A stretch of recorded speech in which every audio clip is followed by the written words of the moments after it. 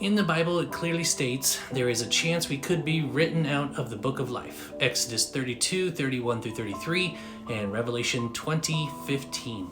Okay, so let's talk about those passages. So as far as the Exodus passage goes, it never says book of life. Here's the passage, right here, okay? And it says, "So Moses returned to the Lord and said, 'Alas, this people has sinned a great sin, and they have made for themselves gods of gold. But now, if you will forgive their sin, but if not, please blot me out of your book that you have written.' But the Lord said to Moses, 'Whoever has sinned against me, I will blot out of my book.'"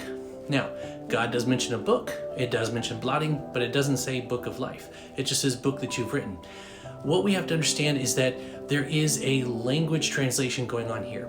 The word book can mean scroll, it can mean account, it can mean story, it can mean a lot of different things. But the book of life is not mentioned. What's going on here is Moses is saying, look, you've got a story you're trying to tell, and I don't want you to blot them out of it. And God's going to say, well, I'm going to blot the people out of my story that have sinned against me. Now, I understand why it's so easy to assume that this is the book of life, but we see there are other accounts in the Bible where God writes things. He says he journals all the days of our life, depending on the translation in Psalms. So there's a lot of different things going on here that doesn't necessarily mean book of life. Now, before we go to the book of Revelation, let's take a stop in Psalms, because this is a verse that other people are going to bring up. Psalm 69:28, "Let them be blotted out of the book of the living, let them not be enrolled among the righteous." Now, some translations do call it the book of life. What we have to understand is this is what's called an imprecatory psalm.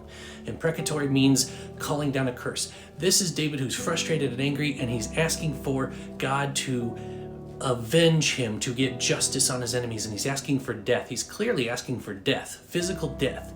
So he's saying, this book of the living, this account that you have of all the people who are currently alive, I want them out of this alive book. He wants them dead. It's poetic. And just because David's asking for something doesn't mean it's possible. Okay, now let's go to Revelation. But before we go to chapter 20, we're going to stop just a little bit earlier. We are in Revelation chapter 3, verse 5. It says, "The one who conquers will be clothed thus in the white garments, and I will never blot his name out of the book of life. I will confess his name before my Father and before his angels." Okay, great. That does not say one way or the other. That is our first actual mention of the book of life.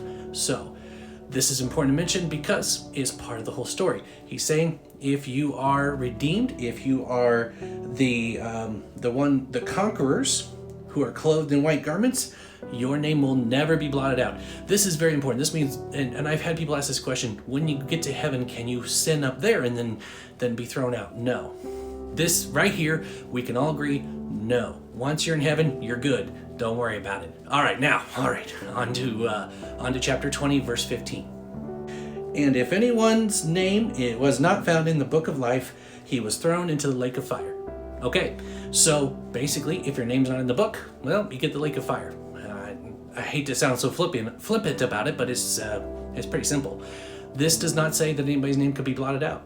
So in order for us to say that the Bible is saying that people's names can be removed from the book of life, that people can lose their salvation based on just these passages, then we have to say that Moses already knew about the book of life and that David already knew about the book of life, and we have no indication that they did. They were speaking poetically. So could they have known about the book of life? Sure, it's possible, but we have no evidence that they saw any visions of heaven to know that. And at the end of the day, honestly, it is just a debatable matter.